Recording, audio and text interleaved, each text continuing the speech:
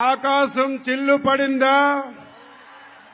భీమిల్లో సముద్రం పొంగి ఇక్కడికి వచ్చిందా అనే విధంగా రాష్ట్ర నలుచెరగల నుంచి లక్షలాది మందిగా విచ్చేసినటువంటి తెలుగుదేశం పార్టీ జనసేన నాయకులకి కార్యకర్తలకి పేరు పేరున హృదయపూర్వకమైనటువంటి నమస్కారాలు తెలియజేస్తున్నాను.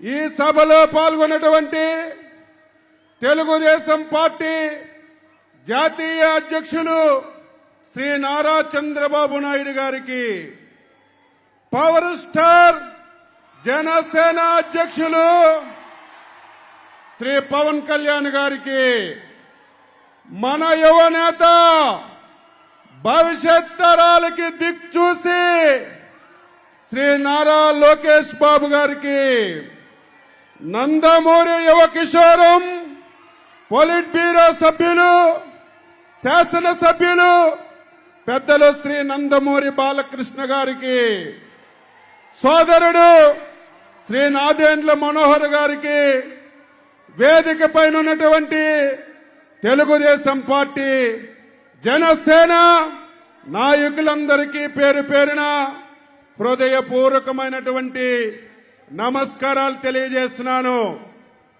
జనవరి 27వ తారీఖున లోకేష్ బాబు గారు కుప్పంలో పాదయాత్రని ప్రారంభించారు. ఆ రోజే నేను చెప్పాను, లోకేష్ బాబు గారు వారసుడు కాడు, రాజకీయ నాయకుడు అని చెప్పి ఆ రోజే చెప్పాను. ఈరోజు 226 రోజులు 3132 కిలోమీటర్లు ప్రయాణం చేసినటువంటి సందర్భంలో లోకేష్ బాబును చూస్తే నాయకుడే కాదు, ఒక పోరాట యోధుడని చెప్పి మీ అందరికీ ఈ సందర్భంగా తెలియజేస్తున్నాను. మన నాయకుడు శ్రీ నారా చంద్రబాబు నాయుడు గారు పాదయాత్ర చేశారు, వైఎస్ఆర్ పాదయాత్ర చేశారు. సైకో జగన్మోహన్ రెడ్డి కూడా ఈ రాష్ట్రంలో పాదయాత్ర చేశారు. వారు చేసిన పాదయాత్రలకి ఎక్కడ కూడా ఆటంకాలు కలగలేదు, అడ్డంకులు కలగలేదు. మన యువ నేత చేసినటువంటి పాదయాత్రకి సైకో జగన్ ఎన్ని ఇబ్బందులు పెట్టాడు, ఎన్ని అడ్డంకులు సృష్టించాడు, ఎన్ని వేధింపులు చేశాడు, ఎన్ని కేసులు పెట్టాడు, ఎన్ని దాడులు చేశాడు మనందరం చూశాం. ఈ సవాళ్లన్నీ అధిగమించి ఇది యువగలం కాదు, ప్రజాగలమని నిరూపించినటువంటి నాయకుడు మన నాయకుడు లోకేష్ బాబు గారని ఈ సందర్భంగా తెలియజేస్తున్నాను. పాదయాత్రలో మనం చూశాం, ఎంతో చైతన్యాన్ని ప్రజల్లో కల్పించాడు, బాధితులని వాదార్చాడు. చాలా వరకు ప్రభుత్వం చేస్తున్నటువంటి తప్పులని, అవినీతిని ఎండగట్టాడు. బడుగు బలహీన వర్గాలకి ఒక నాయకుడిగా కష్టాలని సుఖాలని విని ఆనందంగా ఉన్నాడు. ఇటువంటి నాయకుడు రేపు మనకి భవిష్యత్ నాయకుడని చెప్పి మీ అందరికి కూడా తెలియజేస్తున్నాను. ఈరోజు ఈ సభకి ఒక ప్రాధాన్యత ఉంది. ఏంటో మీ అందరికీ తెలియాలి. మన యువ నాయకుడు 3132 కిలోమీటర్లు పాదయాత్ర చేసి విజయవంతంగా చేసుకున్నటువంటి సభ. రెండవది, దుర్మార్గుడు మన నాయకుడు తప్పు చేయకపోయినా, పైసా అవినీతి చేయకపోయినా అక్రమంగా కేసు పెట్టి 53 రోజులు జైల్లో పెట్టి బయటికి వచ్చిన తర్వాత జరుగుతున్నటువంటి సభ. మూడవది, రేపు 2024లో తెలుగుదేశం పార్టీ జనసేన ఎన్నికల శంఖారావంలో చంద్రబాబు నాయుడు గారు, పవన్ కళ్యాణ్ కలిసి పాల్గొన్నటువంటి సభ. అందుకే ఈ సభకి ఎవరం ఊహించలేదు, మేము ఊహించలేదు. లక్షలాదిగా వచ్చారు, గ్రౌండ్ నిండిపోయింది. ఇటు 60 కిలోమీటర్లు, ఇటు 60 కిలోమీటర్లు, ఎక్కడ చూసినా సరే జన ప్రభంజనం అని చెప్పి ఈ సందర్భంగా మీ అందరికీ తెలియజేస్తున్నాను. తెలుగుదేశం పార్టీ కార్యకర్తలారా, జన సైనికులారా, మనమందరం కలిసి పనిచేయాలి. ఈ మూర్ఖుడు జగన్మోహన్ రెడ్డి మనం ఎప్పుడైతే కలిసామో కొత్త డ్రామాలు ఆడుతున్నాడు. ఆ డ్రామాలే బలహీన వర్గాలని మన పార్టీలకి దూరం చేయాలని ఒక దుర్బుద్ధితో ప్రయత్నం చేస్తున్నాడు.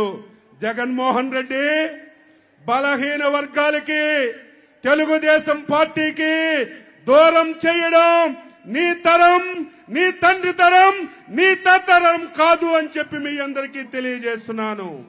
ఈరోజు తెలుగుదేశం పార్టీ బలహీన వర్గాల పునాదులు మట్టినటువంటి పార్టీ.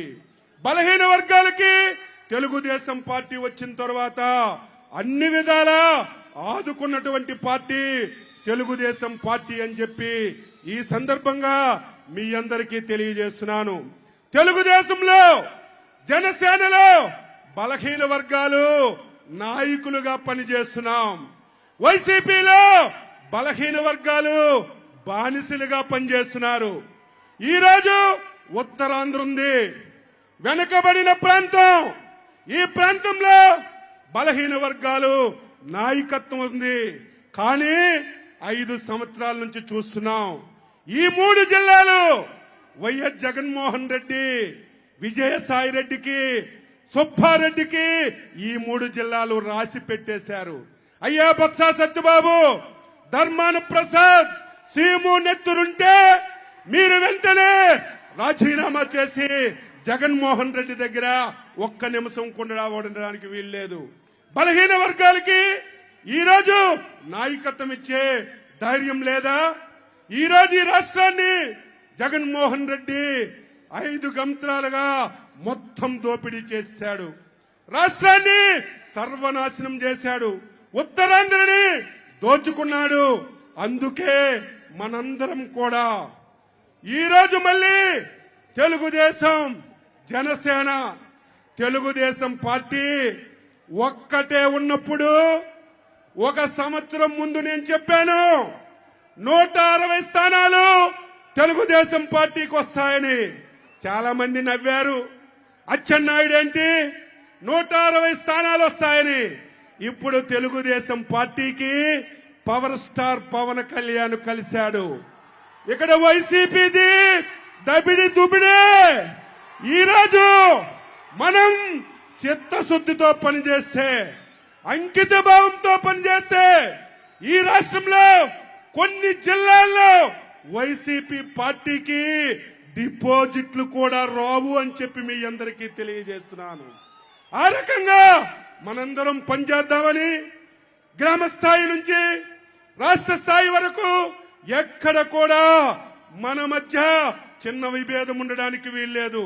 ఈ దుర్మార్గుడు, ఈ సైకో ఆ ప్రయత్నాలు కూడా చేస్తాడు. కులాల మధ్యన తగాయిదా పెడతాడు, మతాల మధ్యన తగాయిదా పెడతాడు, ప్రాంతాల మధ్యన తగాయిదా పెట్టి రాజకీయ లబ్ధి పొందాలని ప్రయత్నం చేస్తాడు. సోదరులారా, జన సైనికులారా, తెలుగుదేశం పార్టీ నాయకులారా, జాగ్రత్తగా పనిచేసి 100 రోజుల్లో ఈ రాష్ట్రానికి పట్టినటువంటి శని జగన్మోహన్ రెడ్డిని బంగాళాఖాతంలో కలిపితే తప్ప ఆంధ్ర ప్రజలకి బతుకు లేదని చెప్పి మీ అందరికీ తెలియజేస్తున్నాను. అందుకే ప్రజలారా, 5 కోట్ల మంది ఆంధ్రులారా, ఈ వేదిక ద్వారా మీకు నేను కోరుతున్నాను, ఇది తెలుగుదేశం పార్టీకి, ప్రజలకి జరుగుతున్నటువంటి ఎన్నిక కాదు.